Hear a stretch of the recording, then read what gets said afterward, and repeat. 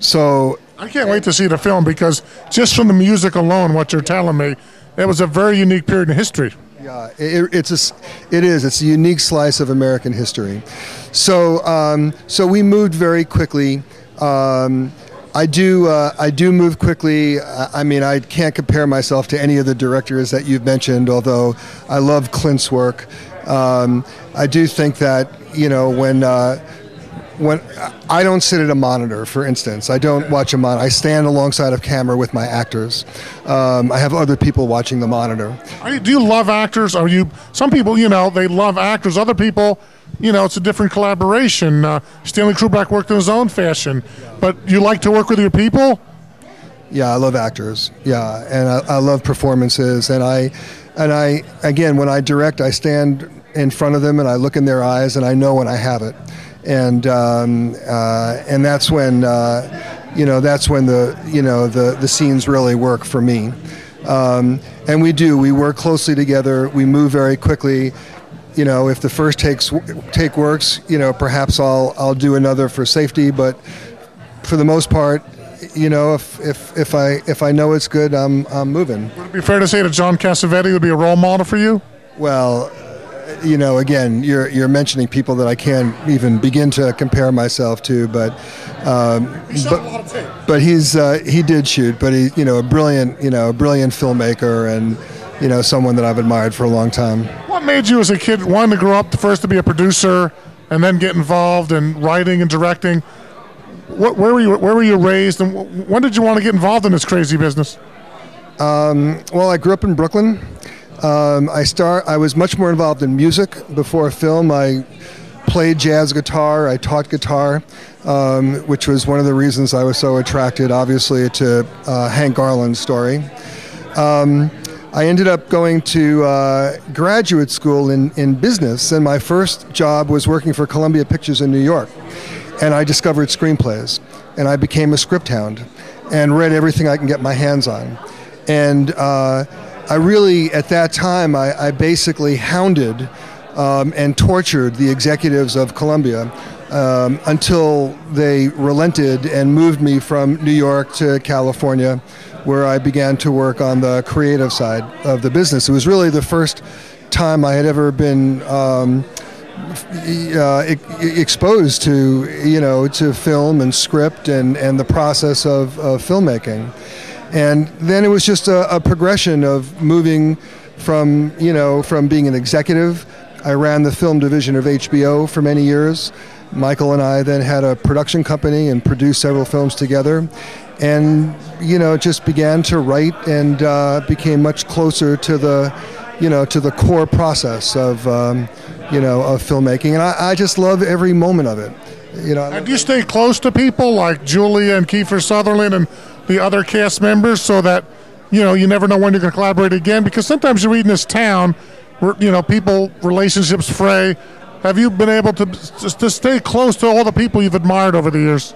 I have. I think that part of the joy of the work that we do is really the opportunity to forge these friendships, these personal relationships. And I do think that also shows in the work. Haven't seen or spoken to Julia in quite some time, but I do stay in touch with Kevin and Kiefer. I've worked with William Peterson a couple of times, and Billy and I are great friends and golfing buddies and see each other all the time. I'm actually talking to Andy Garcia, who I worked with many years ago on a new film. It's one of my favorites. I love that scene in Godfather 3 when he cut off Joe Montana's ear. And I came up to him, and I think we were over at the Beverly Hills somewhere, and I said, "Did you really bite off his ear?" He said, "No, but on the first take, I hit him pretty hard, I love Andy Garcia. I do, too. I've been a fan of his ever since he started, and what was it, 8 million ways to die? I think, he had a very powerful scene in a warehouse, and I thought he was sort of the Al Pacino of our generation. I was fortunate enough to work with him on an HBO picture, actually, with he and Ellen Barkin. But Andy's had a wonderful career, and he's a force. What do you think of the current state of TV? I'm seeing a lot of good shows on the cable networks. I'm being a little disappointed in what I'm seeing in the networks. what do you see the trend ahead? You know, we got MySpace and YouTube, and I kind of old school. I still watch HBO and Showtime, though I do love the Tudors, I have to admit, okay? Yeah, you know, I'm not sure I'm the perfect person for this question because I don't watch a lot of series television. Of course, I'm a little biased because I did spend 7 years running the film division of HBO, and I still have a kinship, you know, for that network and the work that they've continued to do, which, you know, I'm very proud of. So the truth, who's a better golfer, you or William Peterson? I won't tell him. Who's better? I am. I really am. Now, the other guy I want to... Billy hits the ball further, but he sprays it all over the place. He has much less control than I do. Now you can tell us here in True Hollywood Talk, is there a friendly competition between like CSI Miami and CSI? You ever? What's the other guy like LaPaglia on the Without a Trace? You ever work with him? No, I haven't. And you know, Billy also produces CSI, and I think has some involvement not just in the original series, but maybe a few of them. So I suspect there's not a lot of competition, at least as far as he's concerned. I can tell you, this guy, you know, he's in the know. Okay, give us a 2-minute synopsis on the new project you're working on, Fifth Quarter, and what attracted you to that. And we're really enjoying this conversation that we're keeping from going into the party. Okay. Well, I appreciate that, Steve. Thank you. Fifth Quarter is another true story. It actually took place at Wake Forest about a year ago. There's a middle linebacker who played football for Wake Forest named John Abadi, and right before the '06 season began, his younger brother Luke, who was almost 16, was tragically killed in a car accident. And John wore the number 40 as a middle linebacker, and Luke wore the number 5 in high school. And John teased him mercilessly for wearing number 5, which he considered to be a girl's number. And when Luke was passing in the hospital, the family entered him into the organ donor program, and the hospital immediately identified 5 recipients, one of whom was a young mother who just had a child in Baltimore and was dying from heart disease.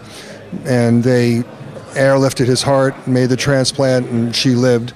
John went back to school, changed his number from number 40 to number 5, and dedicated the season to Wake Forest. Wake was considered the worst team in the Atlantic Conference, had been a bad team for 100 years, not really given a chance to win even a game.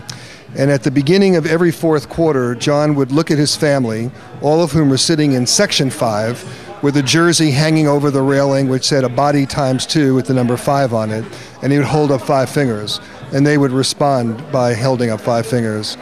By the second or third game, everyone in the stadium, both teams, both coaching staffs, everyone would pay honor to Luke at the beginning of the fourth quarter by holding up 5 fingers, became known as the Fifth Quarter, or Luke's Quarter. Wake went on to win 11 games. They won the ACC championship. They were invited to the Orange Bowl. Coach Grove was the coach of the year. John was the most valuable player of the conference. It's just one of those amazingly inspirational sports-related stories, and it's one that you know, I'm just extremely invested in. Well, I really like the projects, Rick. You're really talking about the human heart, human emotion, the unconventional stories. I want to thank you for coming on TrueHollywoodTalk.com. And are the Yankees going to beat the Red Sox this year? You're a Brooklyn boy. By far. I mean, all right. Probably in 5. You've heard it here from Rick. Yankees in 5. Thanks for coming on the show. Thank you very much, Steve. Appreciate it. Yeah, my